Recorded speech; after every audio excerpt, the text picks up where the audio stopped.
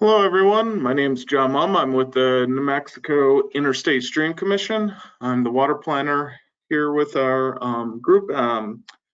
Today, the Interstate Stream Commission and myself are excited to do an in-depth webinar on the leap ahead analysis. Today's presentation is Surface and Groundwater by Dr. Phillip King. Next slide.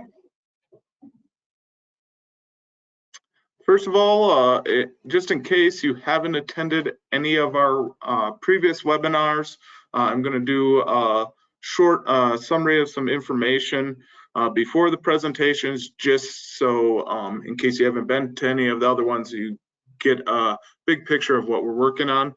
Again, the 50-year water plan, the big picture is we're seeking engagement from experts and stakeholders across the state of New Mexico. The leap ahead analysis that these in-depth webinars are about is the science foundation that our goal was to build a foundation on climate change that focused on the future of 50 years to 2070, and working with scientists that have decades of published science papers and information, and hopefully build a foundation that whenever we look at the science, we have that foundation there. Next, we want to do resiliency assessment, where we go out and engage with the boots on the ground, our decision makers and experts that deal with water on a daily basis, from farming to utilities, and engage on where are they in the resiliency level. Are they prepared for these changes, or are they not, and assess that. And from that, we want to build the adaptation strategies where we can engage again with the boots on the ground experts and decision makers, and then our scientists on these ideas of strategies to adapt to the changes coming. And then the whole big goal of the 50-year water plan is to make recommendations to work on policies, operations, and land management, local decision making and makers, and research on how can we prepare for these big changes coming. Next. And this is just a picture of our calendar coming up. We're starting to wrap up on our final presentations of these webinars in August. In September, we're going to do a resiliency information forum on the 1st of September. And then we will start the initiation of the resiliency assessment, where we're going to ask for the public input on our matrices and resiliency assessment. And then we would go into that into October. Also, at the same time, we want to continue parallel tribal and public outreach and communication as we move forward. Next. And finally, our website has all this information on the 50-year water plan website. Jump on there if you're looking for information, links, presentations, videos, education of what groups we're working with, what outreach we're doing. Jump on there, and it's on there. Also, if you want to make comments on the leap ahead analysis webinars, or the resiliency assessment process, or any part of this, please jump on. We have a communication input page. That's where you can ask questions, you can make comments. Jump on there, you'll see it. It's throughout the website, and it allows you to make your comment or question, and it's documented. If you haven't been invited to these events or any of the outreach process, feel free to shoot an email to the water plan email. That way we can get you on that list. Or if you have simple questions about, if you get lost on the website, which I totally get, sometimes happens, shoot me an email. I can help you through that process of where to find stuff. Also, just so you know, this webinar is recorded. The PDF of the presentation is put onto the website. It is located in the in case you missed it. So in case you missed it, that tab is where you want to jump to. It will be under there. We also have all the past webinars and presentations there, not only the recording, but the PDF of the presentation. So jump on there if you need it. And then finally, prior to the presentation beginning, if you have questions throughout this presentation, there is a question tab at the top of your screen. That is where we're doing our questions and communication. Feel free, if you have a question, to jump on there, and that's where you need to go to ask a question, and at the end of the presentation, Dr. King will answer them. So no longer waiting, I will let Dr. King take the presentation and move forward.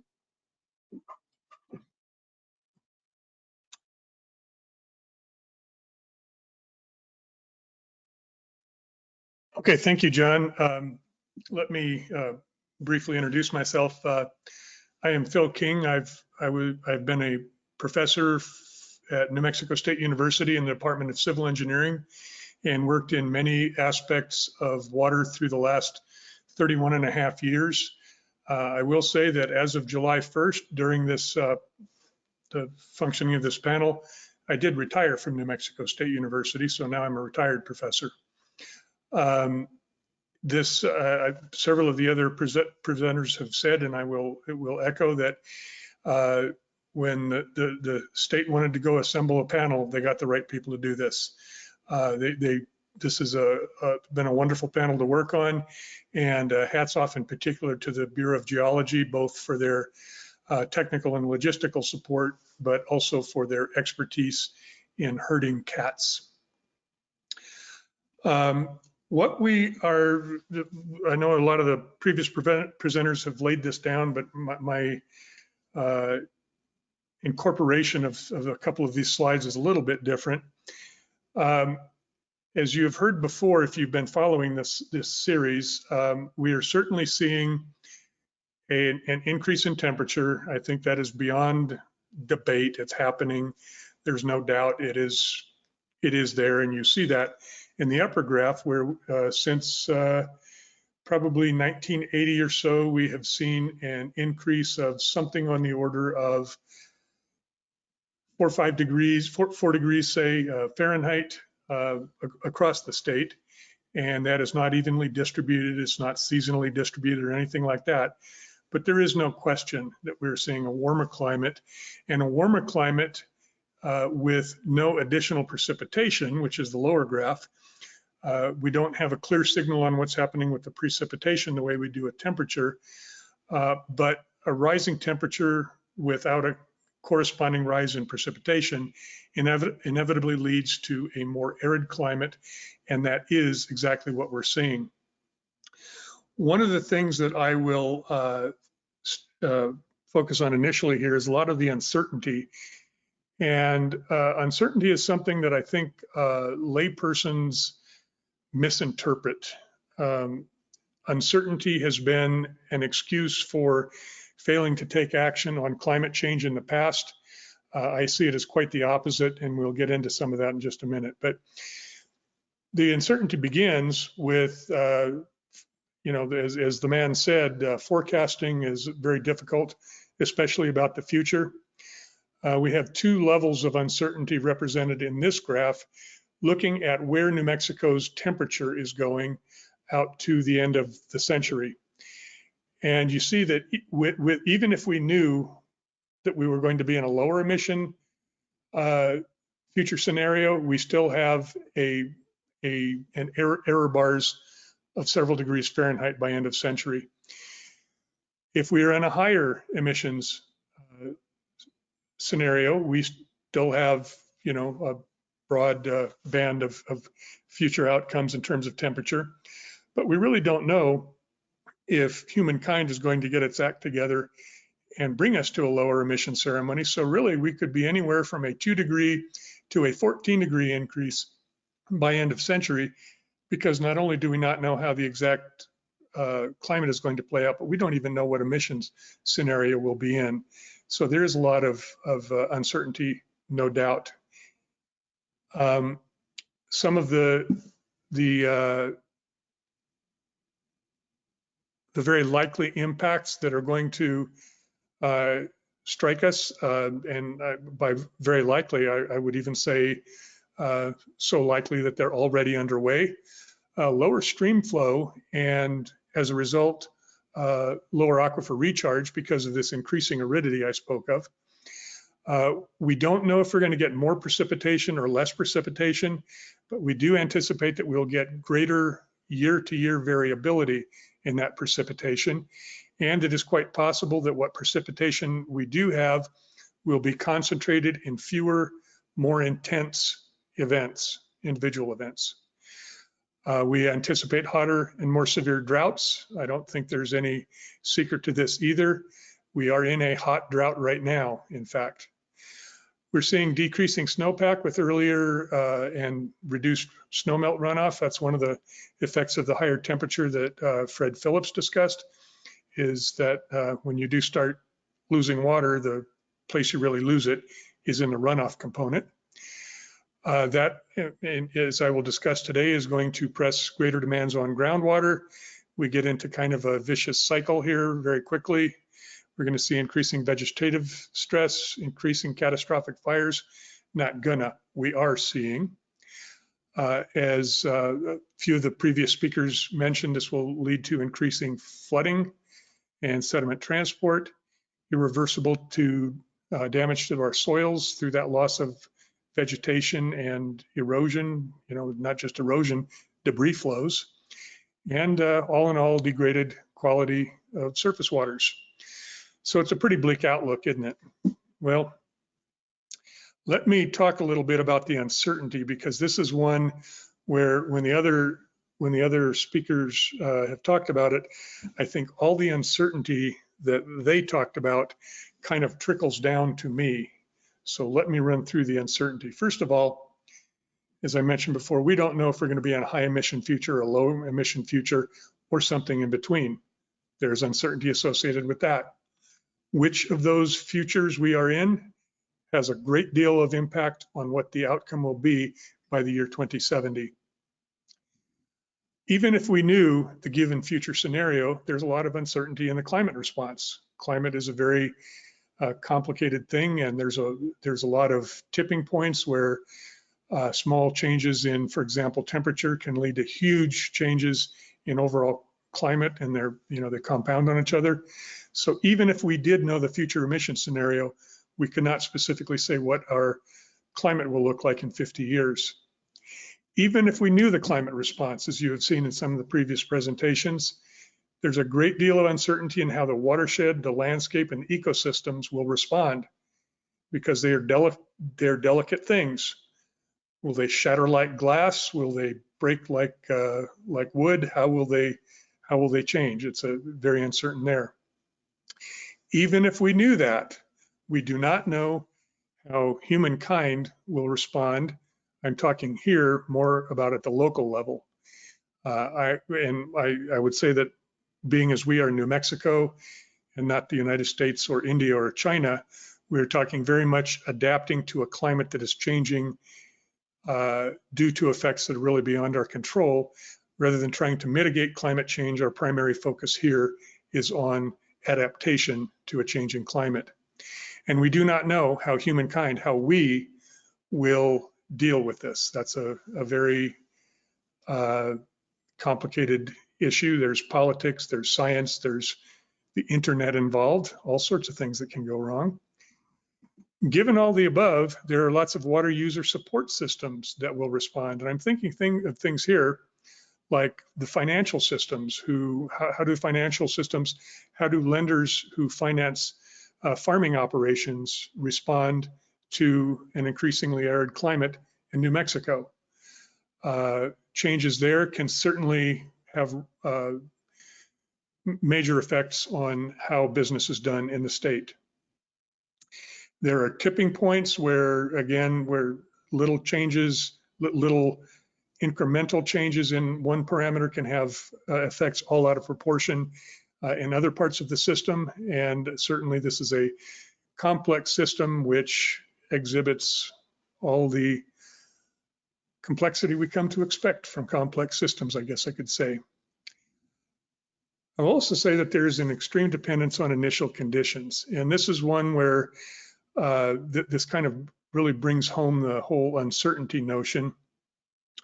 What we do now is going to have major impacts on where we are in 2070. So if you say, what are things going to look like in 2070? Inevitably, the answer is it depends a great deal on what we do right now. So what we're planning here, well, it is a 50-year water plan. It is not planning on what we do in 2070 or where we are in 2070. It's planning on what we do in 2021 and 2022 with an eye towards where we wind up by 2070. There is this interaction between climate change mitigation. Well, we can look at what we in New Mexico do in terms of responding to climate change. There is also what the big greenhouse gas producers wind up doing. If they do a little mitigation, that means a whole lot less adaptation. An ounce of prevention is worth a pound of cure kind of thing, or a gram of prevention is worth a kilogram of cure, if you prefer metric. But the important thing here is, how do our water users respond, and how do our policymakers respond? And that's really what the purpose of this panel is to lay the scientific foundation for how our human policymakers in New Mexico should address this very real issue. One of the nice things about working on this panel is that I think that not just this panel, but this whole effort is structured the way it's supposed to be structured. In other words, what we, this panel, were charged with doing was essentially the first thing you do with a graduate student when you're getting them started on their dissertation, is you make them go and do a literature review. Nobody wants to do the literature review. They want to get right on and get working in the lab. But as the old saying goes, 6 months in the lab can save you 2 weeks in the library. Well, we're doing the background work here, and that is very necessarily the first step to understand where we are. And one of the things that we understand is that this is a very immediate problem and requires very immediate attention. Now, in looking at the surface water, I'm gonna kind of compartmentalize things here a little bit, and this is completely artificial compartmentalization. Let's first of all look at the surface water outlook, and I lifted this from one of the other panelists' reports, but this is a simulation of 5-year average flows at Otoe gauge. And if you're not familiar with Otoe gauge, it's one of the key stream gauges in the entire state of New Mexico. It is on the main stem of the Rio Grande, just downstream of the confluence of Rio Chama and the Rio Grande. And it is a critical indicator, number one, because it is so central in the Rio Grande. It is also administratively important because the flow of native water past Otoe gauge determines how much water the state of New Mexico owes under the Rio Grande Compact to the downstream state of Texas at the Texas state line, not at the Texas state line, not at the Texas state line, at Elephant Butte Dam. And you see that the B1 is the more optimistic emission scenario. The orange one, the A2, is a more pessimistic one. And you see that while there is a fairly wide discrepancy between them, there is no doubt which way this is headed. We're seeing it already. And so to say that this is the contrived model or anything, it's reflecting what is actually happening. To illustrate that it is what is already happening, let's take a look at another gauge that's a little closer to home for me, at least my old home, the San Marcial floodway. This is the river channel at San Marcial. There is also the low flow conveyance channel, which runs parallel, and it's basically a subsurface drain that returns seepage from the river. It channelizes it so that they can deliver it down to Elephant Butte Reservoir under the Rio Grande Compact. But this is looking at the floodway, which is the river channel itself. And we're looking here at the last 4 years hydrographs, as well as this hydrograph right here, and I hope you can see my cursor. This hydrograph right here, which is the 30-year average, 1981 through 2010 is the green line you see here. And that is, it's fairly recent, 1981 to 2010.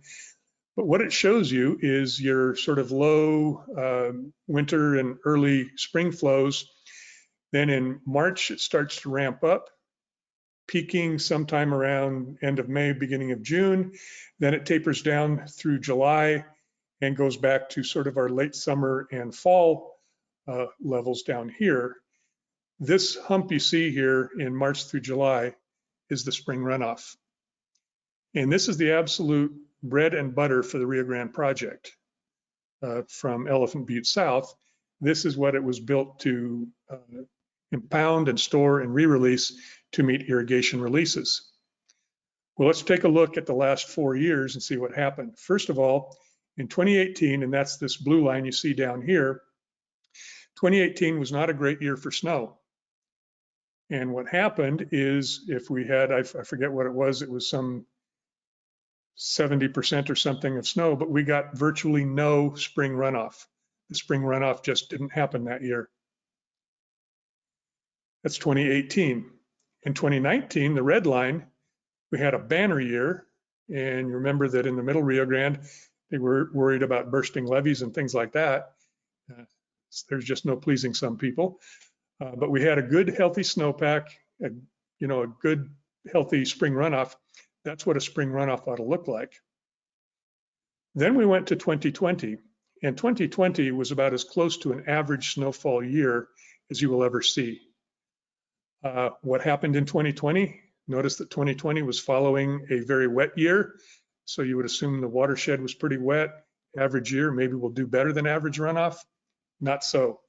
Once again in 2020, which is the other green line down here, diving and basically paralleling 2018, we had another failed spring runoff.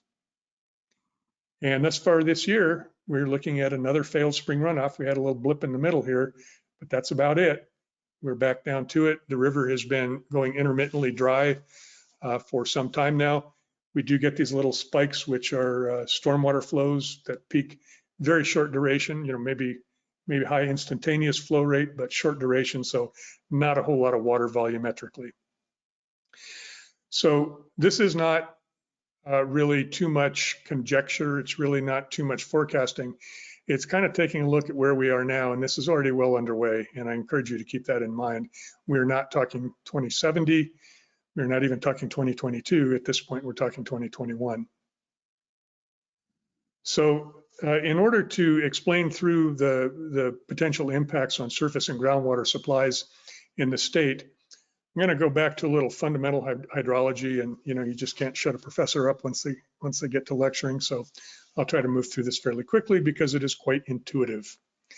One of the basic axiom, I guess you would say, of hydrology is that inflow minus outflow equals change in storage.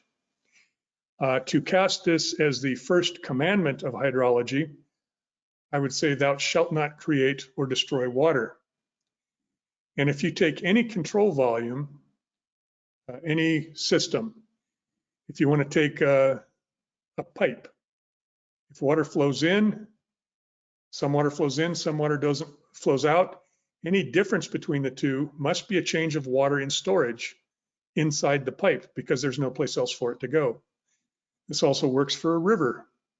If you take any segment of a river, you look at the inflow upstream, the outflow downstream, any difference is the change in storage within the control volume. This even applies at the global scale. It's a simple conservation of maths where, if the water on the earth, if it leaves one place, it goes someplace else, is all it's saying. Let me give you a brief example of this that's also a little close to home. Let's look at Elephant Butte Reservoir in 2020. On January 1st of 2020, there was 56,321 acre feet in storage in Elephant Butte Reservoir as of January 1st of 2020. 1 year later, there was 128,123 acre feet.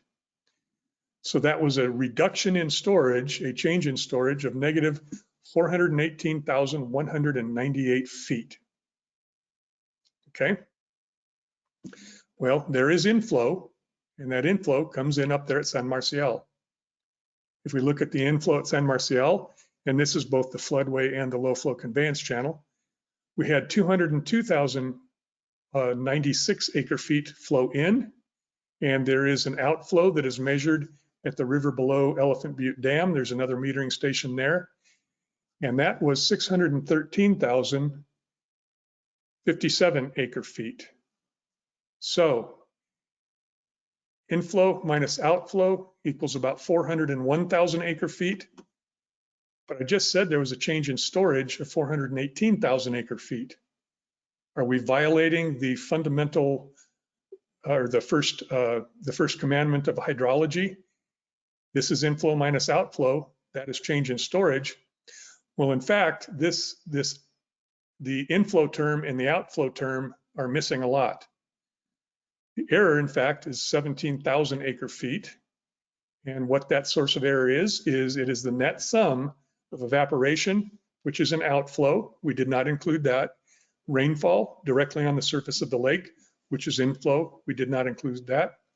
Any arroyos between San Marcial and Elephant Butte Dam, those are inflows. We did not include that. And then groundwater interaction, which is water flowing from the reservoir into the local groundwater. And in 2020, that was an inflow. It was an inflow because we were dropping the reservoir.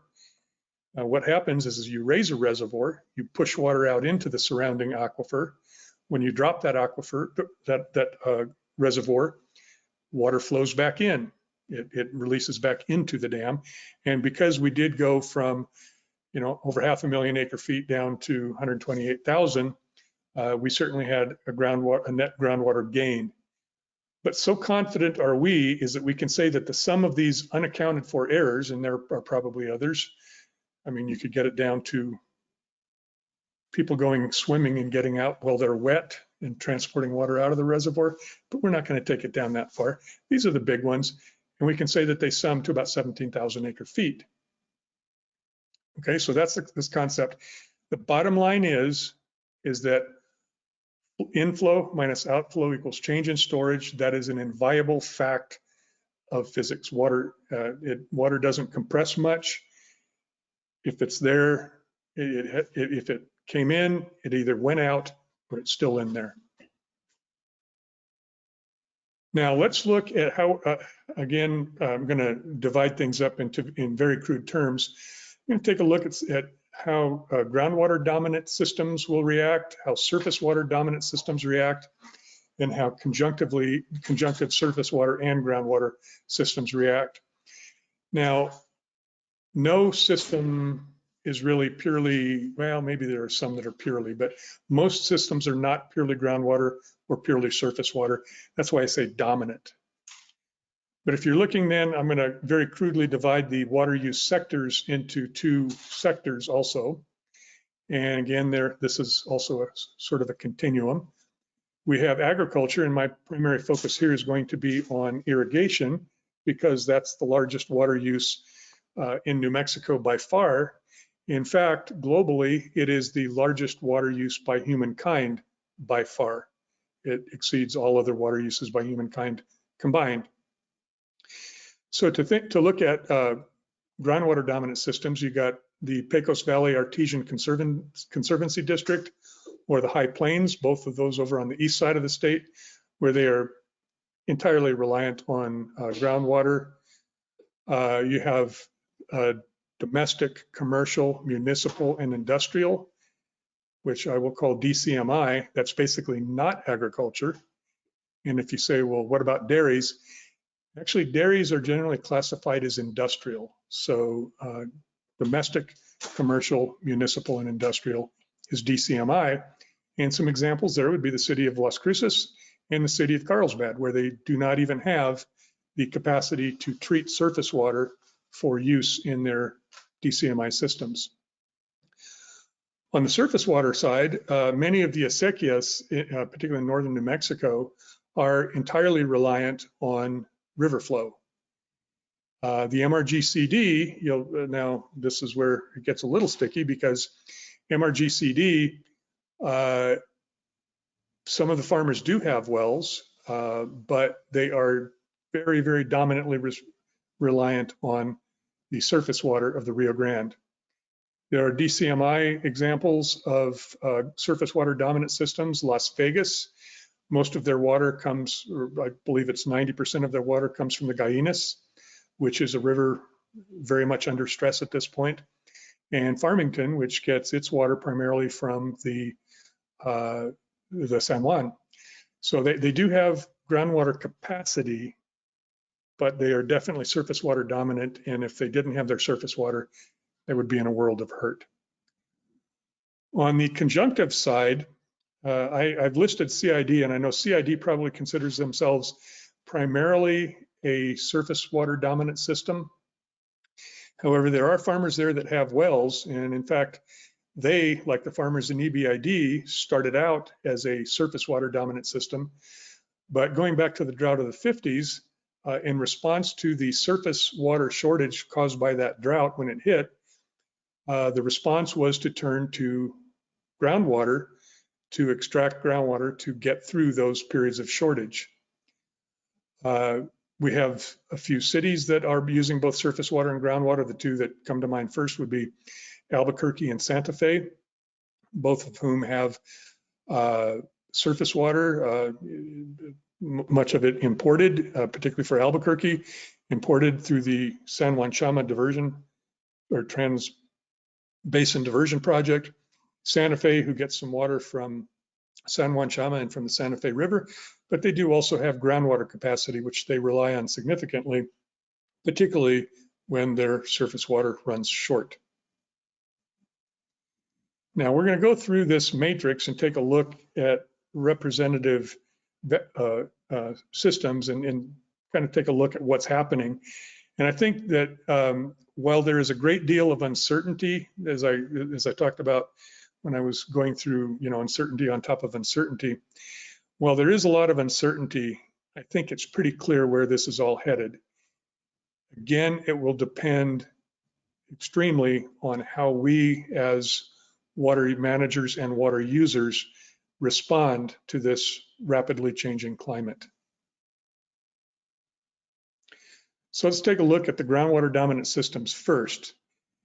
In a mined groundwater system, and what I mean by mined would be a case where there is essentially no recharge to the aquifer. This would be in the DCMI case, you might be looking at some place like Clovis, who is looking at or some of these communities where they're drawing water from, for example, the High Plains Aquifer, the Ogallala Aquifer, whereas our colleague John Shoemaker described, once the recharge reaches the Ogallala Aquifer, there won't be any aquifer left. What in this case, I call it a mining operation because there is essentially no inflow. So the withdrawal amounts to a change in storage. That is to say, if you pump 100 acre-feet out of a mined aquifer, it loses 100 acre-feet in storage. It is a mining operation, and when the aquifer is mined out, just like miners, what happens? The water users either find other sources or they move on. Irrigated agriculture is going to face a couple of effects here. There will be certainly an increase in cost of pumping due to falling aquifer levels. It costs more to pump with higher lifts. I think you will also see, however, an interaction between these two sectors, the agriculture and the DCMI, as the DCMI looks to acquire agricultural water rights for use in DCMI. And if they happen to be doing this in a shared aquifer, what they would really be doing is buying out the agriculture to slow the rate of decline of the mined aquifer. There is no doubt that DCMI users in mined aquifer systems will have to implement aggressive conservation measures. They may have to prioritize uses within DCMI. And this could be anything from things like landscape ordinances requiring xeriscaping to even caps on new development. And as I mentioned before, they will be looking to acquire agricultural water rights. New opportunities for importation are really vanishing, and that's for two reasons. You know, the San Juan Chama, which is the big importation, probably the biggest importation project we have, that was done in the 1970s, which was a long time ago. Now, if you look at importing more water from the Colorado, well, the Colorado River is in the same situation we're in. That's the thing, as you look around us, all around New Mexico, everybody is in the same boat we are in. So how are you going to pry water loose from there? Even if you could, the imported water tends to come from surface water, and the surface water from any potential importation sites is going to be in decline, just like we're seeing at Otoe Gauge and at San Marcial on the Rio Grande. So this importation it's nice if you can swing it, but good luck. One thing I did not say on here, though, there is some possibility for new sources of water, which would be things like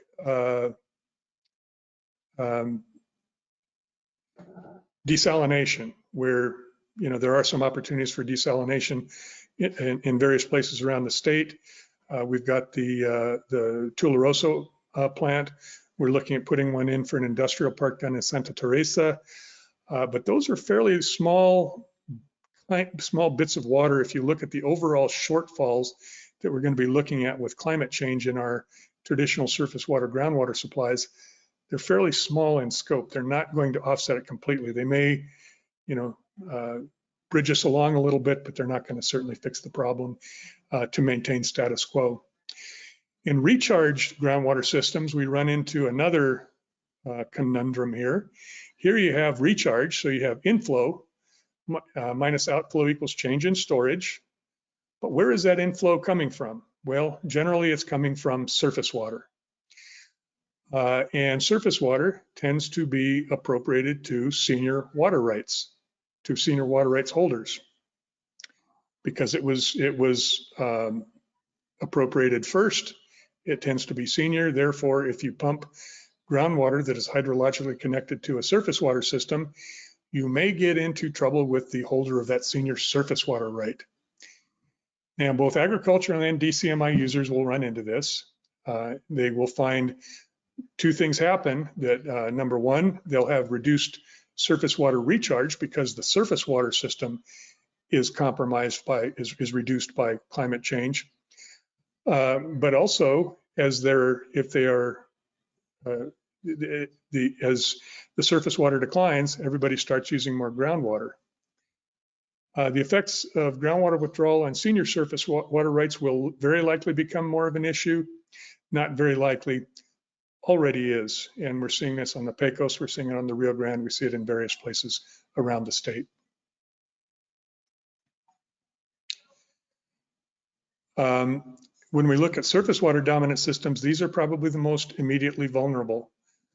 Where you have surface water dominant irrigators, will either have to reduce acreage so that the crop demand matches their reduced surface water supply, or they will have to develop groundwater, which, if it's a recharged groundwater system, is depleting surface water someplace, possibly even for that same water user. This is that surface water groundwater interaction. When you pump groundwater out, you are not magically making new water. Rather, you may be capturing water that would otherwise have been tributary to a surface water body, or even depleting the surface water body directly. So there's another problem we've heard in discussions with some of the acequias up north, where they really don't have much surface water storage capacity, because the spring runoff, what there is of it, comes much earlier and quicker. They're finding that the spring runoff has come and gone before they're getting to their peak crop water demand. So there's some real major issues with surface water dominant irrigators. On the DCMI side, they are already seeing shortages. They've been in and out of, you look at the examples I gave earlier of Farmington and Las Vegas, they've both had, various alert levels that will, go into place. Things wet up a little bit, that comes back, but they're going to be in and out of those sort of emergency responses. And as time goes on, they will be more in and out, and eventually they'll be in those situations pretty much all the time. Transfers from irrigation to DCMI, also very, very likely. There's a lot of issues that go along with that. Change of purpose of use is a complex issue. It is a political issue. It is a cultural issue, and it will necessarily get very complicated. And as it happens, it will reduce irrigated acreage.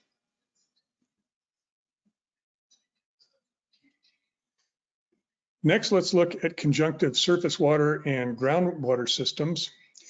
We are already seeing a reduction in surface water supplies, leading to heavier reliance on groundwater. I go back to my own Lower Rio Grande, where it was before the 1950s, the Rio Grande project, which is Elephant Butte Irrigation District, El Paso #1, and the delivery to Mexico there.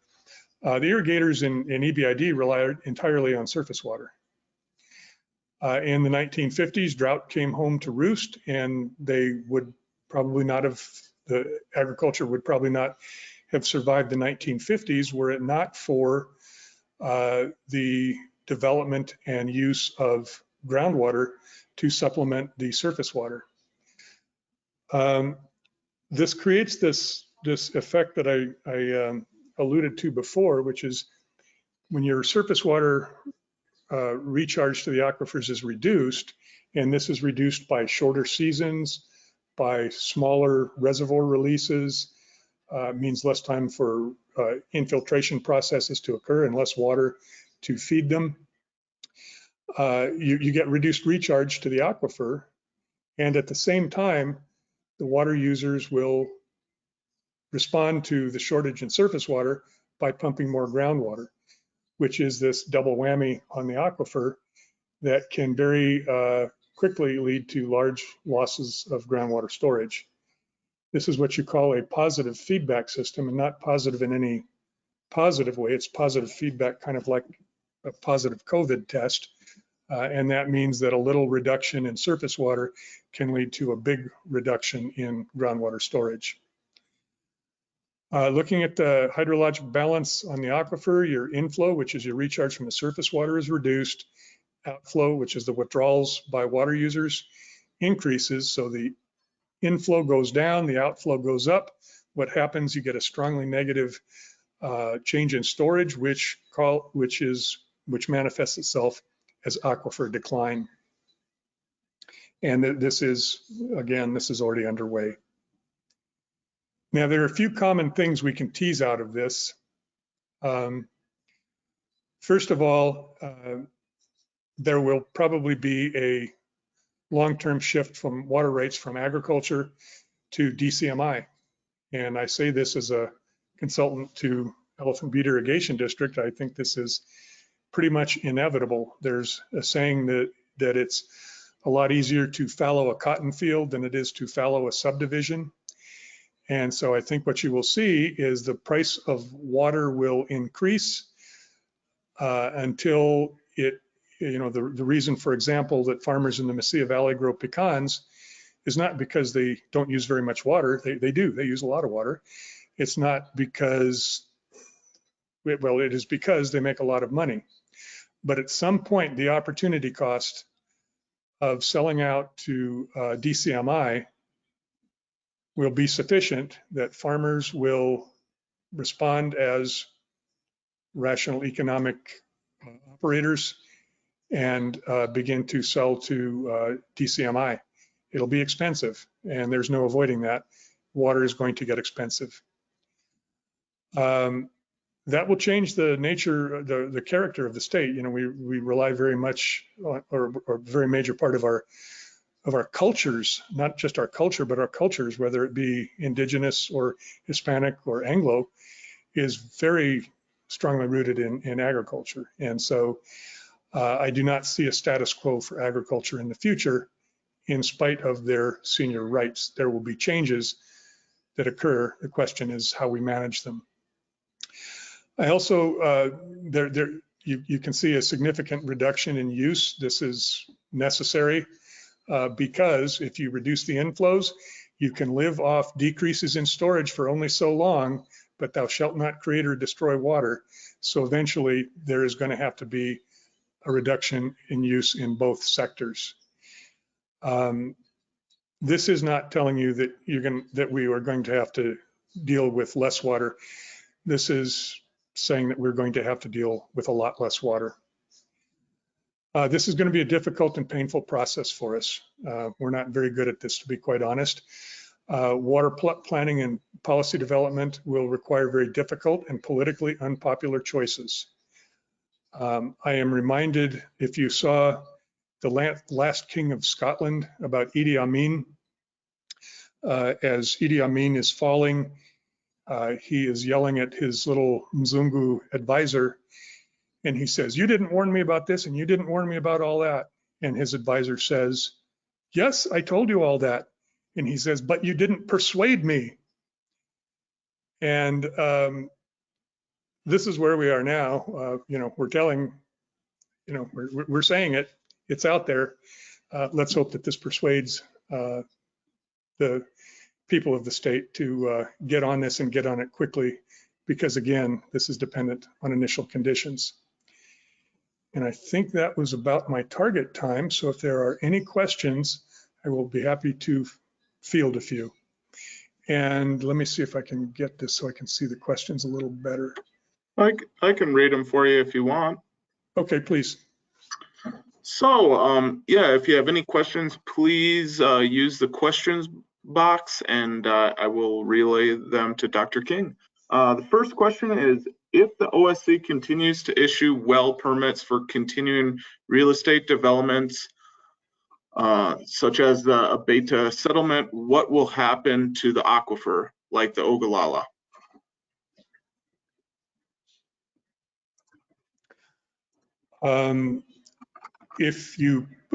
Speaking specifically about the Ogallala, the faster you pump water out, the faster you mine it out. It's simple mass balance. Thank you. This one's more of a comment, but have we considered recycled water or advanced treated wastewater, also called wastewater reuse? Excellent question. I kind of brushed by that topic very quickly. There's a couple of issues here that I would bring to your attention. First of all, on the issue of treated wastewater use, let's say that the city of Albuquerque decides that instead of discharging their effluent back to the Rio Grande, they're going to recycle it and reuse it. El Paso is doing this now. They have what they quaintly call their toilet to tap program, where they're taking treated wastewater and treating it up, to drinking water standards and putting it back in their potable water system. Think about this mass balance concept now. What you've got is river water flowing into the middle Rio Grande, let's say at Ottawee, you could say at Cochiti, but Ottawee is actually the gauge. And then New Mexico is making a delivery to Texas, or the Rio Grande project at Elephant Butte Reservoir. If you took that wastewater that is now going into the river and flowing down to Elephant Butte Reservoir to help New Mexico make its delivery to the downstream state, and instead used it to feed a new subdivision, you would be reducing the flow into Elephant Butte Reservoir, which I guarantee you will get the downstream state kind of sore. If, however, you use that water to instead of to open a new subdivision, but to provide water to existing water users and reduce your need, for example, for groundwater, that would be you could think of that as a push. You're reducing the flow, the direct flow back to the Rio Grande, but you're also reducing the groundwater withdrawals, which reduces the river losses going through the reach. So in itself, the reason El Paso can get away with it is because they're the last stop on the ditch. They have no downstream obligation. Where you do have a downstream obligation, you've got to look at how is, in this case, wastewater reuse, how is that affecting the inflow minus outflow equals change in storage? How is it affecting that equation? And it's an important thing to consider. I know that the state engineer folks are very clear on this, and that's why, you know, if, for example, you capture a lot of stormwater and put it to use, well, that stormwater that otherwise would have returned to the river, made it down to Elephant Butte. Now you got to find some other way to get that volume of water down there. You know, what did you really gain that way? In the case of advanced treatment, there is definitely a lot of inroads to make there, but advanced treatment tends to be expensive. And water in New Mexico right now is cheap. And so this is one of those areas of uncertainty for how the economics of water prices are going to play out. And I mean, this is where you really get into never land in terms of uncertainty. If you look at an example like Israel, where they are doing a lot of advanced treatment, even advanced treatment for irrigation water, theirs is a very different lifestyle and a very different economy, both agricultural and DCMI, than ours. And I don't think that we aspire to become another Israel. You know, we aspire to be New Mexico. However, our identity as New Mexico does depend very much on the sort of historical availability of water, which is not in our future. So things are going to change. Advanced treatment, as I mentioned before, it doesn't tend to, when we look at the shortfalls in snowmelt runoff during the spring runoff on the Rio Grande, we're talking about hundreds of thousands of acre feet decreased flow. When you talk about a desal plant, you're talking about a few hundred or a few thousand acre feet, you know, different orders of magnitude. So it's certainly not going to make up the entire shortfall. We have to deal with reduced water supply no matter how, but we certainly can and very much should take advantage of those advanced technologies and whatever, you know, infrastructure improvements and things like that that we can do to be more efficient with water, to be more conservative with water, to live more like people who live in a desert than people who live, you know, with big lush green lawns. Thank you. The next question is, how does pollution of aquifers from oil and gas operations figure into calculations? I did not, we did not get into that. I mean, if you're thinking about like the, you know, the Superfund site down here in South Albuquerque, that would certainly have major impacts on, you know, you may have groundwater in storage, but it's unusable, for example, for DCMI use because it's laced with contaminants, which you do not have the treatment to mitigate. In that case, that water would be pretty much off limits, at least for that use. Another effect that comes that, you know, we've seen in some aquifers down in the southern part of the state is that when you pull on those aquifers really hard, the wells will start to increase in salinity quite rapidly. I know in the Rincon Valley, I suspect what is happening is when they pump hard there, they drop the level of groundwater in the valley itself, and it's a very shallow aquifer. It's only, you know, 60 to 100 feet thick in the Rincon Valley. But I think what happens is they induce lateral inflows of geothermal water. And so you might have a well that you could irrigate with at 1,200 milligrams per liter, and all of a sudden it shoots up to 4,200 milligrams per liter, in which case that's out of business too. So it's not only anthropogenic contaminants, but also the potential for natural concentration of naturally occurring contaminants. Thank you. Are pecan trees, oh, I'm sorry. Question. Are pecan trees still considered agricultural, or are they like dairy DCMIs? No, they're definitely agricultural. The pecan orchard itself is agriculture. The pecan shelling plant and any processing, that would be considered DCMI.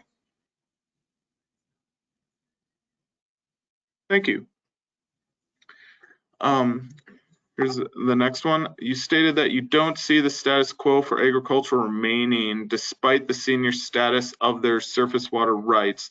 Does that factor into consideration the governor's legalization of rec cannabis, which has ushered in industrial scale cannabis production?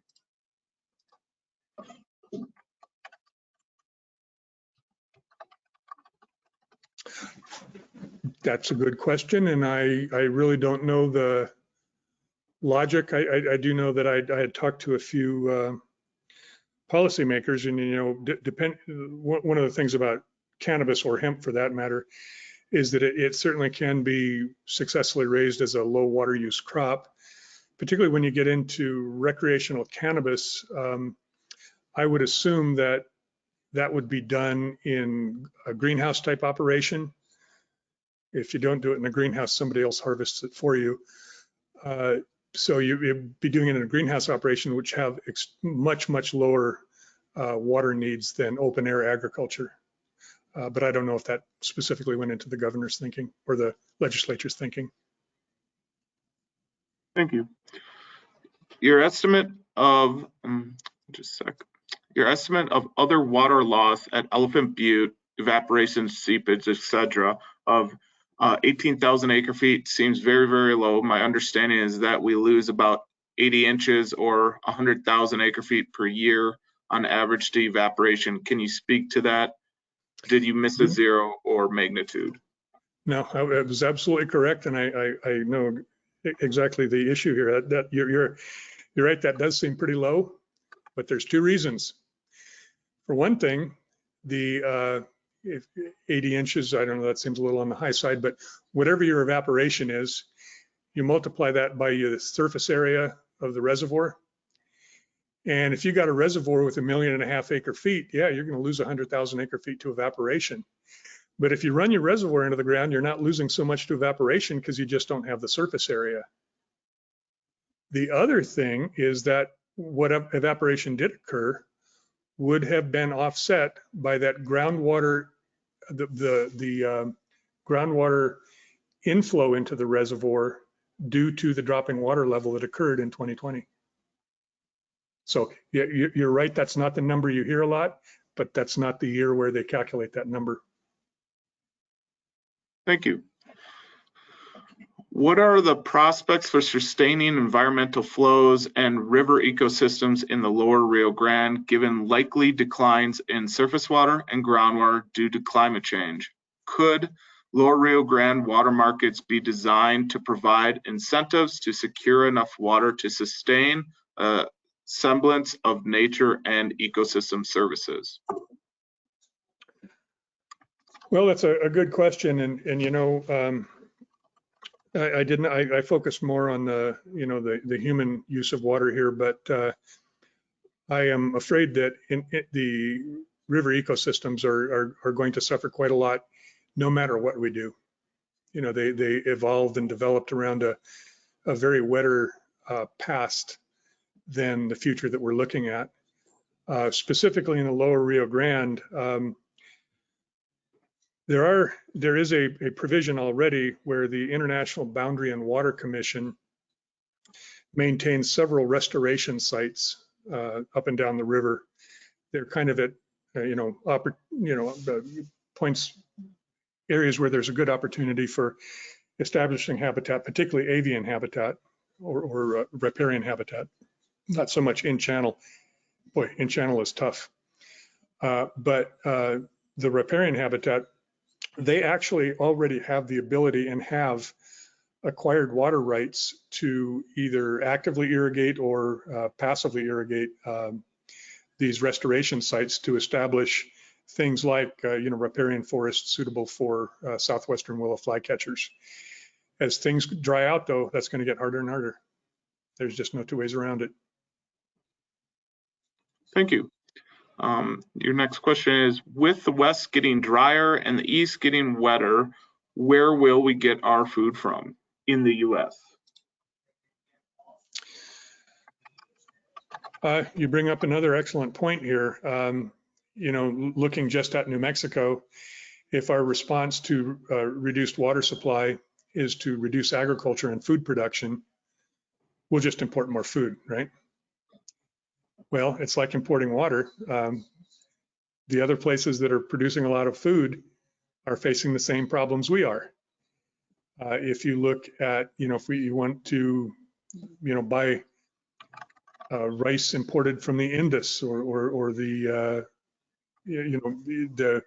they're feeling, loss of glaciers and things like that.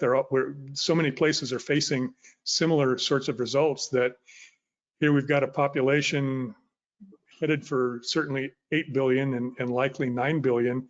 How do you feed all those people when you actually, you don't have a food supply that is struggling to keep up with population growth? You may even have a flat line or even a declining food supply, which is, definitely on a global basis, but also on a local basis. Expect food prices to increase, and you're going to see a lot of places around the world that are faced with similar climate effects. Subsistence farming type operations who basically go bust and lack the resources to just import their way out of it. Thank you. Can you speak to the role soil health figures into the water cycle?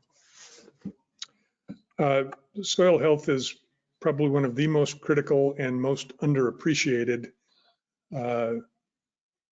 factors in this whole analysis. And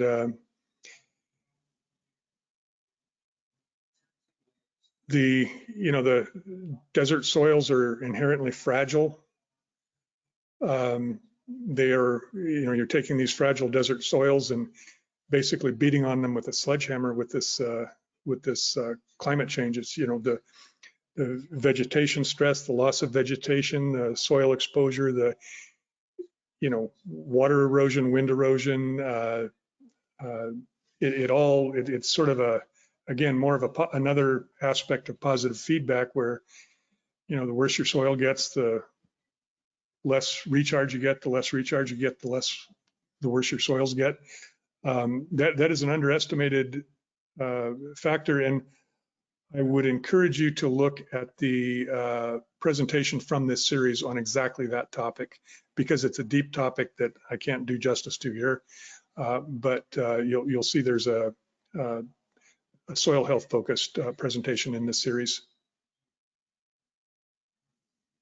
Thank you. There is a reference back to one of your answers earlier on the water reuse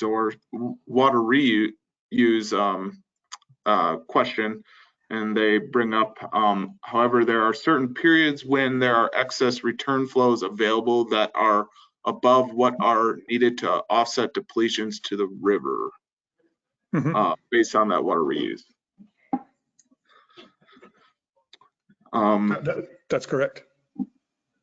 There are times when New Mexico will run a credit balance in their deliveries to Texas, and that credit balance actually stays in Elephant Butte. Well, it's subject to evaporation, but it's stored in Elephant Butte, and should in the subsequent year they fall short, the shortage is covered by those credits to the extent of the credit balance.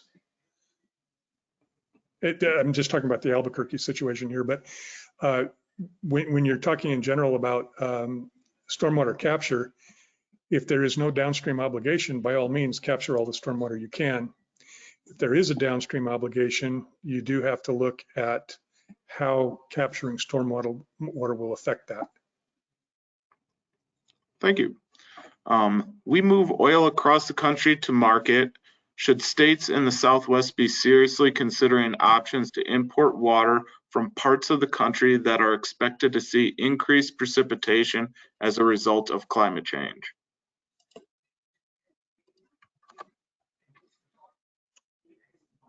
Well, that would certainly be a long haul.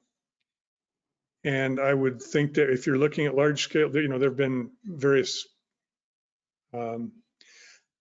folks that have floated projects to import water from the Mississippi, the Missouri, and so on. I don't have a good feel right off the top of my head for what their climate future is anticipated to be, but that is a multi-decadal project anyhow.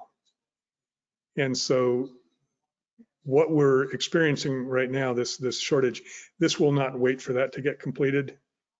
If it does get completed, that would usher in yet another wetter period. But that is a major engineering undertaking, major construction undertaking, and multi-decadal in scale. So that's nothing we're going to do to solve this problem in the time frame in which we need to address it. Also, I remember Governor Richardson at one point visited Michigan and talked about a pipeline from Lake Michigan, and I think the governor of Michigan basically said, "Time for you to go." So I don't know that would be all too popular with the exporting state either. I do know from growing up out in the Midwest that a lot of those states have compacts that don't allow movement of that kind of water. Yeah, that would not surprise me. Next question. You have mentioned two sectors that require water, ag and DCMI. Our rivers and streams also require water and provide ecosystem benefits. For example, healthy riparian areas help slow surface water and increase groundwater recharge. What are your thoughts for how we can incorporate the health and function of New Mexico's rivers and waterways into our water planning? Again, that is certainly a major a major part of our state is our ecosystems, both riparian and upland. I will tell you that is going to be one very tough area to address, just because you're already seeing the drying reaches of the Rio Grande reaching further north and further north up from San Marcial, which has gone dry historically, but you see it come further north to where you have just a trickle even in Albuquerque.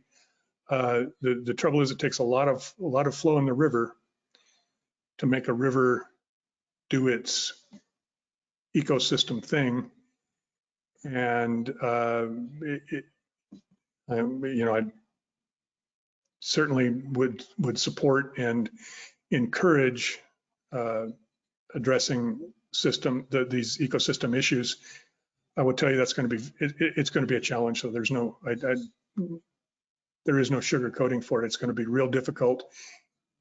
Even if everything went to the river, in many cases, I think we're going to see a lot of dry rivers. Thank you. Do you think that regenerative farming, no-till, etc., can save some agriculture and ranching in New Mexico? Well,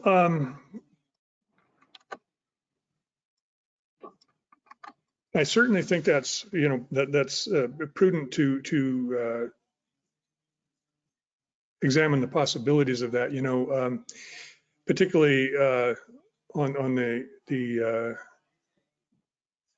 crop to agriculture side. A lot of our on-field cultural practices really haven't changed a whole lot in the last 50, 100 years. And we may be looking at a very different crop mix and very different cultural practices. And I think that will be one of the ways that we can maintain some some of our agriculture base is to adapt the crop to agriculture and ranching that we do to fit this new reality. And it's certainly more than just, you know, tillage practices. I think it's even, you know, crop choice and the entire agricultural system. Thank you. What do you suggest for planning and zoning policy regarding subdivisions that are coming into play in the near future?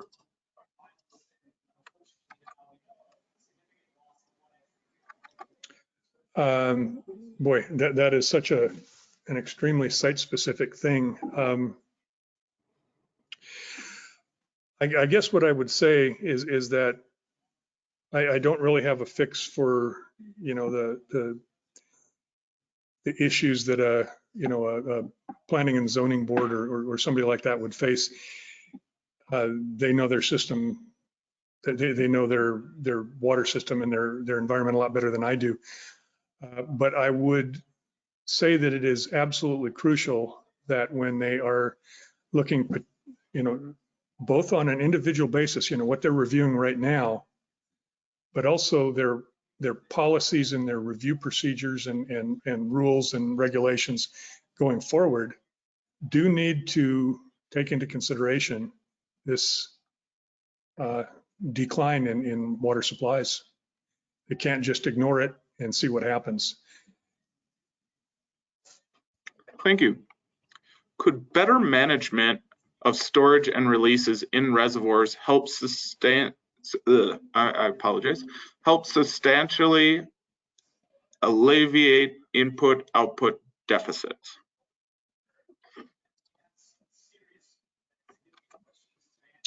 I'm not quite sure what you mean by that, but management in storage. Releases. Pardon? Storage and releases. Alleviate those input and output deficits.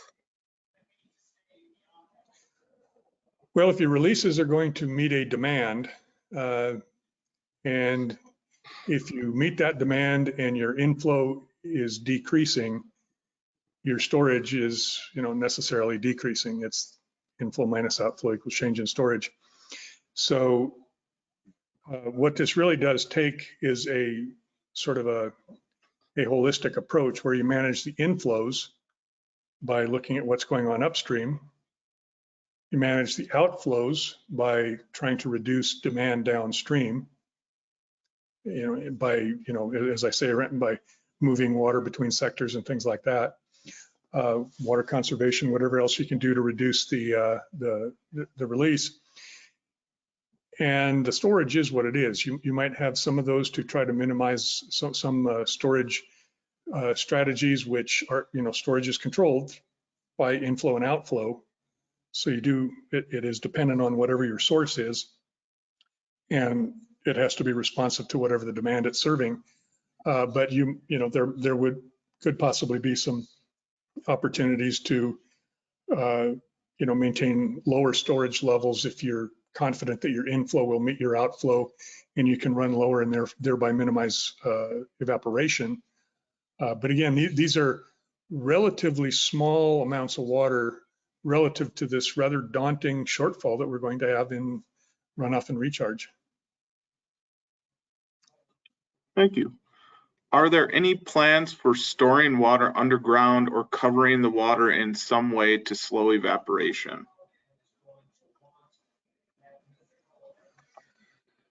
Oh, I mean, we certainly do store water in the ground. That's really what an aquifer is. I know in the lower Rio Grande, we've made an effort to capture stormwater and infiltrate it. You know, the thing is, when you get a storm, and this is again from the Elephant Butte Irrigation District perspective, when you get a storm, you know, if we could get it into our system, we could deliver it to farms and they could irrigate with it. However, guess what? You just had a storm, so everybody just got rained on, so they're not really anxious to irrigate right now. So what we have tried to do is create opportunities to infiltrate it. And when we infiltrate it, that does in fact put it into the aquifer. This is not, the statutory aquifer storage and recovery thing. This is just us getting water into the aquifer so that it's there, rather than rather than wasting it downstream. In terms of covering, I've seen out in California, they're putting these black floating balls on reservoirs now. Mm-hmm. Back in, I believe it was the 1960s, and I believe it was Dr. Ganaji from my department who experimented with putting a monomolecular layer of some kind of polymer on Elephant Butte Reservoir to reduce evaporation. You'd essentially have this polymer layer on top of it. And of course, what happened is the New Mexico winds blew it all up against the east shore, and that didn't last very long. Mm-hmm. Picture Elephant Butte Reservoir covered with black balls. What would happen to them? I predict they'd all blow up against the east shore. There may be opportunities in other parts of the states where you could do some of those things. In EBID, we have put some of our laterals into pipe, what used to be open laterals that would seep and evaporate. Granted, the evaporation is fairly small, but what we did is we put them in pipe, and over the top of them, we're putting in solar panels, because once you pipe your lateral, you've got this long empty patch of land. So we put in a line of solar panels to try to harvest a little electricity off it. There are opportunities for some of that, but reservoir, when you get into our spring winds, reducing reservoir evaporation with any kind of a cover is going to be a challenge. Not saying it's impossible, but it would be a challenge. Thank you. Do you have a sense as to how much quote unquote wet water we have in New Mexico versus appropriated quote unquote paper water? There probably is a number for paper water, but pardon me while I get a little philosophical. I don't believe that there is a number for how much water we have. That's a way too static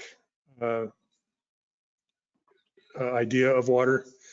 Water is very dynamic, and you say, well, okay, how much water can we use? Well, it depends on how we use it.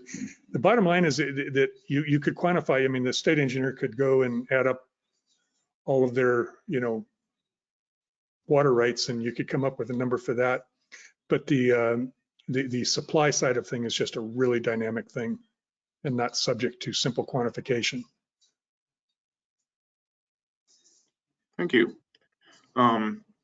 This is kind of a comment. What about financing for farmers for lack of water to continuing their farm operations?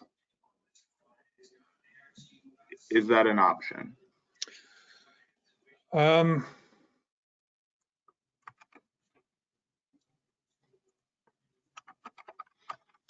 Well, I guess I'm not quite understanding. Financing farmers to continuing their operations. Yeah, I think if they don't have water, they're kind of in a pinch.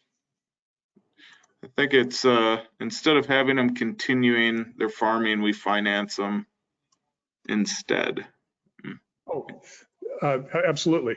That's exactly, in fact, the end game I was getting at there when I'm talking about DCMI acquiring agricultural water rights.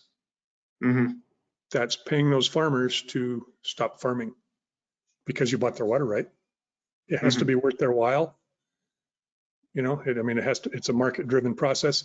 That would be the buy and dry scenario, which means that agriculture never comes back. One could also propose a rotational fallowing program where you bring agriculture into a fallowing program out of production in particularly critical periods, critical drought periods. And perhaps if we are so fortunate and we get a wet period, bring that, if we had municipal DCMI users leasing the water off farms on a temporary basis to get through critical periods, then when things get wetter and they don't need so much of an offset, that land could go back into production, and it would be much more adaptive, much more resilient that way. So absolutely. Don't think of it as financing. Think of it as a market solution to moving water between sectors as needed.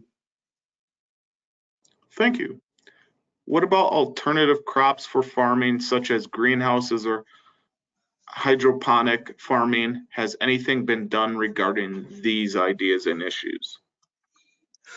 Well, there certainly are greenhouses, in various points around the state, and as was mentioned earlier, if recreational cannabis comes in, you could see significant acreage in greenhouses then.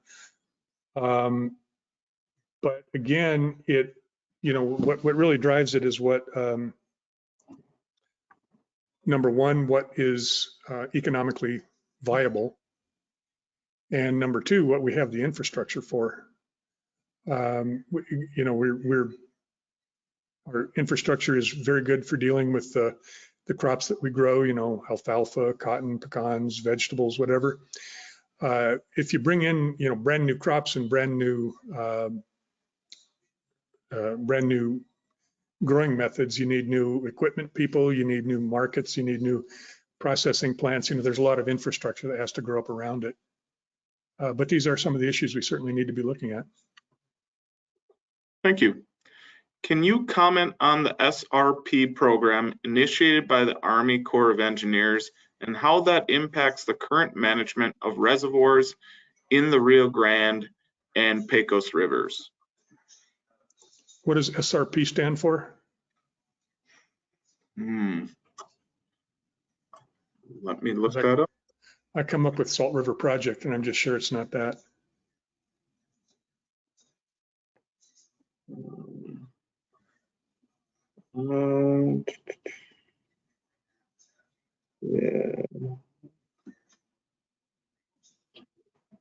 Sustainable Rivers Program. Okay, I'm not familiar with that one.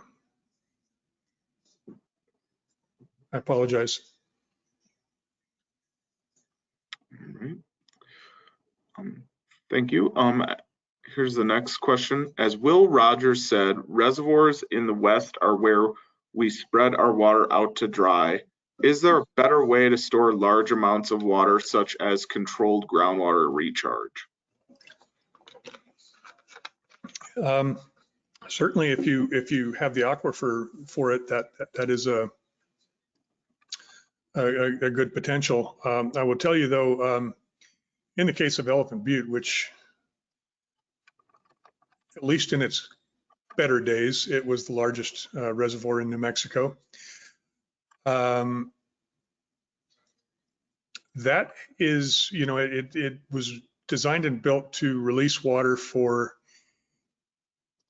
irrigation demand downstream. It was a single purpose project, and it's well built for that.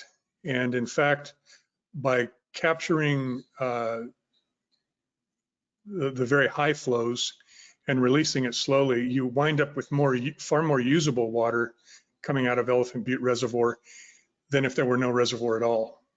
In spite of the evaporation, the amount of water that you'd use due to flood flows, and then you'd have dry periods and things like that. There's no question the utility of a reservoir like Elephant Butte. But if I don't know, it would certainly be a lot new infrastructure and probably, again, a decadal kind of a thing in terms of getting any infrastructure. I'm not sure where I would even, if waiting for where there's a big empty aquifer just waiting to have a bunch of water stored in it. That would be a question for John Hawley. I bet he would have an answer. Thank you. Somebody sent me kind of a website to the Corps, that project, the Sustainable Rivers Project.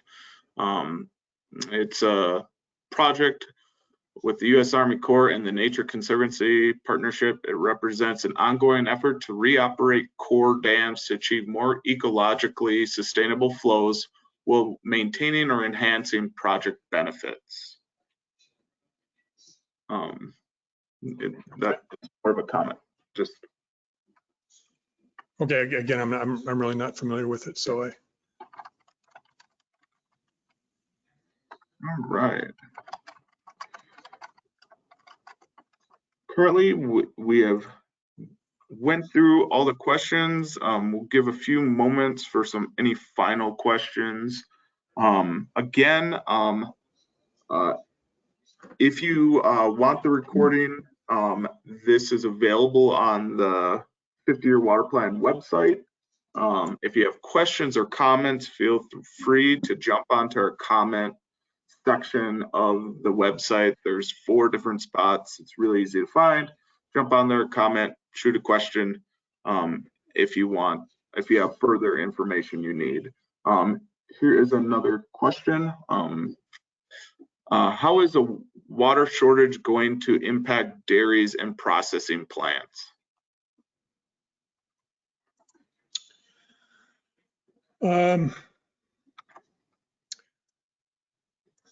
Well, differently. By processing plants, do you mean agricultural processing plants?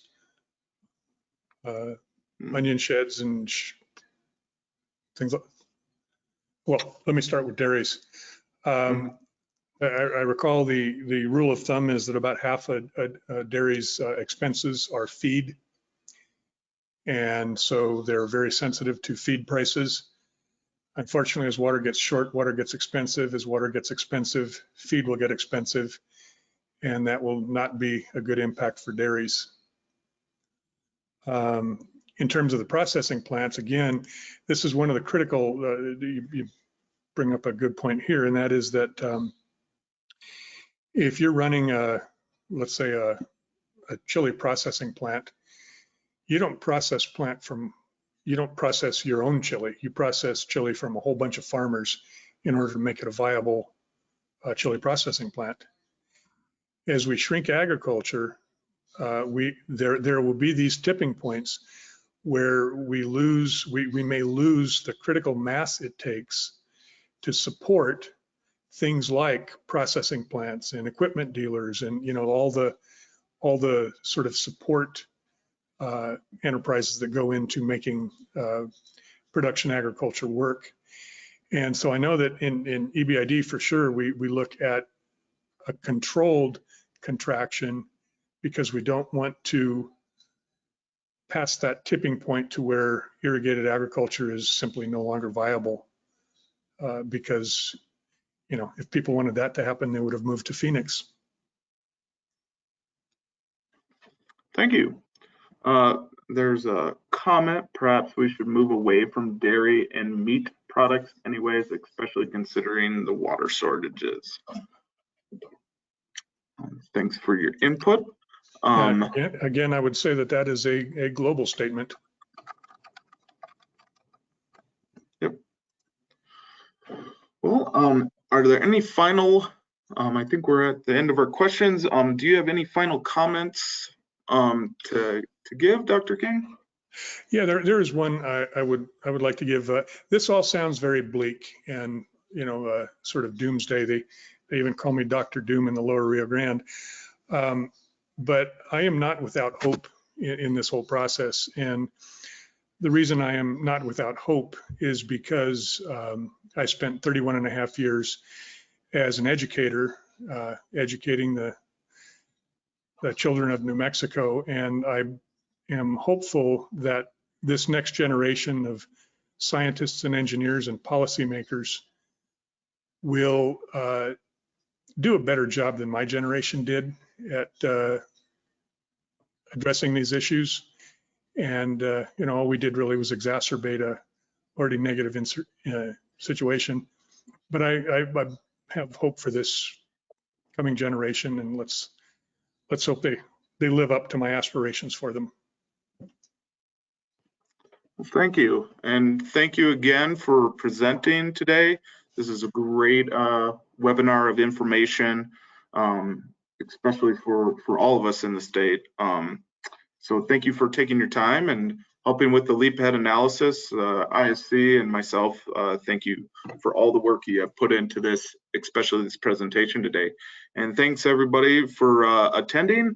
And again, if you need to access this, go to our website and go to the In Case You Missed It location for the recording and the PDF.